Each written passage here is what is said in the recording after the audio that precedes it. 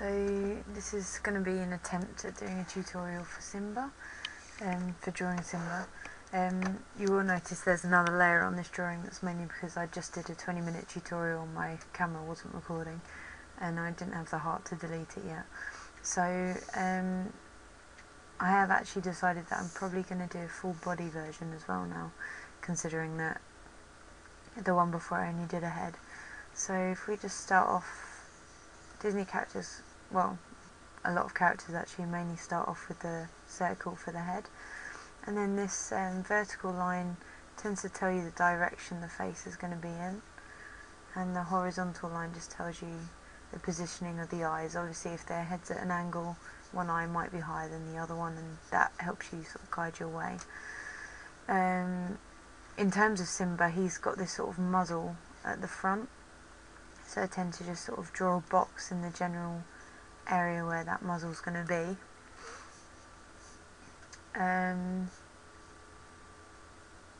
Give him just in the best shapes really. If we just drag this sort of swooping shape down from his body, his rear is quite a bit lower than the main body, and it does this sort of, I remember, oh, the name has gone out my head and I'm going to feel really bad for it, but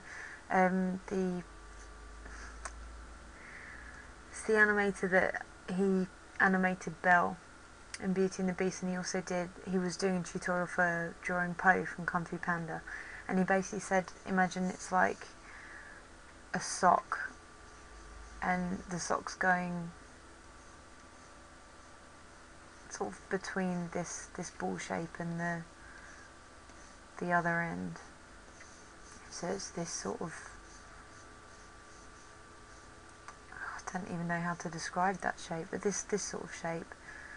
So obviously that's his back leg, and his front limbs are going to be higher up because he's standing quite proud. I think that'll do it for now, so we know where we are.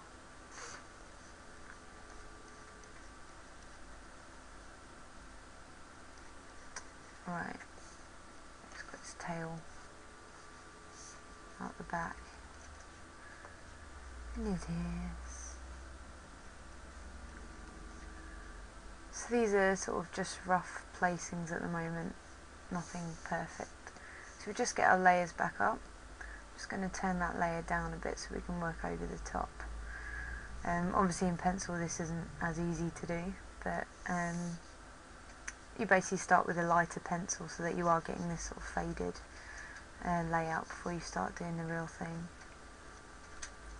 So we'll start off with Simba's eyes. Now his actual eyes should be placed around here and here. His face is at an angle, so if you imagine that sort of bridge of the nose, if you like, would come down here at this angle. The way they draw Simba, they put these big arches over his eyes, which is quite a nice feature. So if you draw this arch and then just bring it down in a second arch underneath, and again on the other side, just bring this arch quite high, and it does go quite wide around the eye. It doesn't stay particularly close to the eye itself. Okay, and then the corners of the eyes, just linking up with the corner of this arch. You've got it there. Okay, so within here you've got two spheres, one for his pupil and one for the colour. So, actually that one should be over this way a little bit.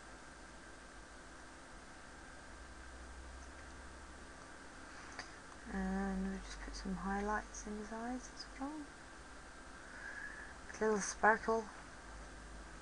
So obviously, as I said, this area here would be coming down from as if his nose was there, which means we can bring this out and just draw a nose coming along here. you imagine it as sort of an elongated, very smooth heart, and then just draw these little half circles for his nostrils, and then bring this back around here so it comes in towards his eye. He's got a little crease up here just to give the nose a bit of a curve. If you just bring down a little line in the middle of the nose, that would be where the top half of his muzzle, if you like, would finish. And you just make a very rounded shape. This one's going to be a little bit more elongated because it's at an angle. This is just for his mouth. So I'm going to draw this very, you see we're following this sort of square muzzle I put in. So just do a very organic slope coming down here. His mouth's going to be open, he's going to be smiling, so if we just draw the inside of the lower jaw first, there's his mouth. And he's going to have quite rounded teeth. You know, obviously lions have sharp teeth, but we don't want to scare young viewers, which is why they're not too sharp. And just a little tongue in the background that's very Disney-esque. And then if you slope along down, follow this jawline. He's got quite a set jaw, actually. It's not a very soft jaw. So it comes down quite low. Don't forget to put some hairs along it as well, just to remind the viewers that he is soft and cuddly, but not in real life. And Simba keeps quite close to this sort of circular tradition for the head. A lot of characters, especially human characters, tend to move away from this a little bit. You find that the jawline's quite low down from the circle, but he fits quite nicely inside this circle shape. So from this eye here, I'm going to use this as the side of his head, because that's the side that's furthest away, so you don't get as many features. And just curve it around this circle shape, so it comes in nice and rounded and soft. Give him a few hairs sticking out there if you want to. And again on this side, it's not going to be all the way around, but it's good to put in the other side of his jaw. Yeah. He's got quite defined eyebrows actually at the top of these arches, so it's good to fill those in. I'll fill in these irises so that you can see them coming together a bit better.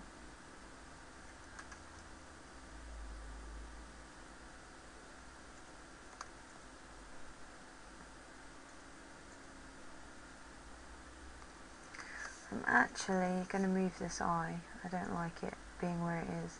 This is the beauty of doing this digitally. You can just move an eye and not end up changing your whole image because of it, whereas obviously with pencil it's not so easy.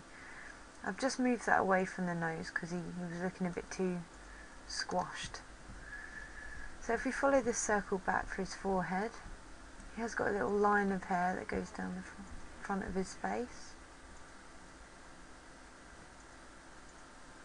His hairline doesn't come up particularly high, but it does have this sort of cute little flick at the top. Bring his head along backwards. Then, I mean, these ears weren't set in perfectly, it was just to get an idea of where they would go. So we can draw the ears in there, nice and rounded. If we just carry on this jawline up here, we can bring in the outside of his ear. So his ears aren't pointing forward, they're sort of forward but sideways. And inside his ear he's got this line of black that's quite unique to him. Put that in. So inside there he's just got these little 3 lines The angles aren't too vital, it's just to give the ear a bit more shape. That ear's actually, the top is a little bit thin. I'm just going to thicken that up so it looks like he's got nice big lion ears.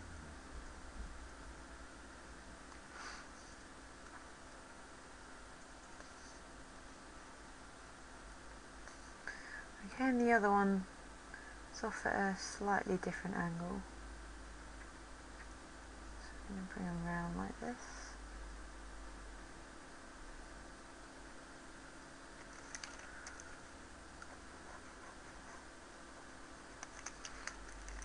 Just cleaning that up a bit. This is like a elongated egg, if you like. And just keep these very natural curves going on. Just makes him feel a lot more organic and wild at the same time. These circular shapes are great. So he's just got those 3 lines in there as well. Again, I mean, those angles aren't too important, it's just to, as long as they're coming out from the inside, it just gives them a little bit of shape. So if we move down from here, he's got quite a thick neck, he's not a skinny lion. So these are just to give him a little bit of shape. You see this line here, if we just bring this down, this is like his upper shoulder blade here. So this circle I've obviously drawn too far forward, so if we just go back to the other layer, I can just plan out that shape a bit better. So he's got his top joint here, he's got an elbow joint about here, and then his foot should hit the floor about here if all goes well. So just put in his other foot there. These are just rough shapes, they're not, you don't have to stick to them religiously, but it's good to have an idea of where bits of the body are going to go. Obviously he's got very prominent chest, he's very proud and upright. And then this bit tips right down to his backside. We've got this joint at the back of their feet, which is, their feet aren't really flat on the ground, they've got this here, this sort of curved back angle. You'll see when we draw it finally. So if we go back onto the other layer, this is the first joint we're going to work on. So you don't have to draw around the circle, you don't have to show that that whole thing is an angle. All you've got to do is just do a very gentle sweep over that, just to show that there's something there to give it a bit of shape. And again, you know, we want to create the idea of there being a mass there. So here, we'll just give him a little bit of hair just on that joint. Bring this down. And another one of those very smooth lines. And then the back of his foot comes down at an angle. See, I've drawn this too high again, this other one, because we've got to draw in his feet a little bit lower down. Because as I said, that back, the heel, if you like, tends to stay up off of the floor. So just drawing the toes. The toes are so easy as well. You just draw a little line of that elongated egg shape again. And there's his foot. So obviously the chest is going to show in front of the other foot, so if we just give his chest a bit of shape, give him that hair on the angle, and his belly coming down underneath. We'll draw in this other arm while we're over this side, so from where the chin is, just out, see that circle wasn't perfect, but it did the job. We knew where the bone would have been. And again, bring this leg down. Then we've got this backbone here.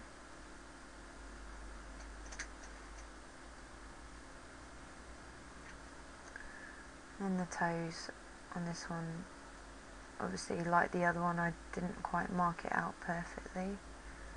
So we're just going to move those toes down a little bit further. And those end toes are always going to be smaller than the big toes in the middle. Just cleaning that up a bit. So then we come to his back leg. I think it's the important one to do now. So if we just follow these lines, just make sure these joints are included. That upright back foot is included, so we'll give this back leg a nice smooth line so we get to this back heel that's upright.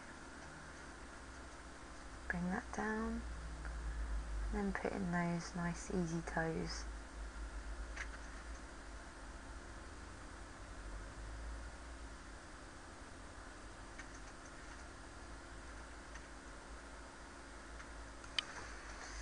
Okay, so I'm just going to carry on bringing the belly underneath, because we left that at the other end. This bit here, because that front part, we're just going to put in a few hairs here, because that front part is going to be a different colour to the rest of him. If we just fill in this back so that he joins in with his bum. And then he's actually got quite a nice long tail. Quite thick, unlike that one I drew in the layer underneath. So if we put his tail up here, and a little bit of a flick, because he's going to have a nice big bushy end to his tail. Sorry, my hand's getting stuck on my desk, so I can't quite reach that bit of the drawing tablet, but you get the idea.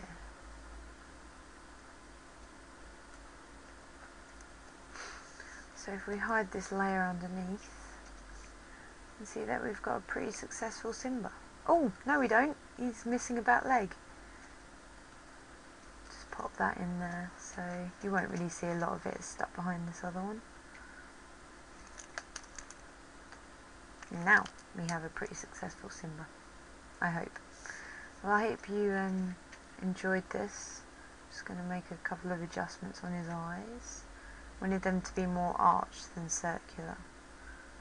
That's quite important. That's a little bit better.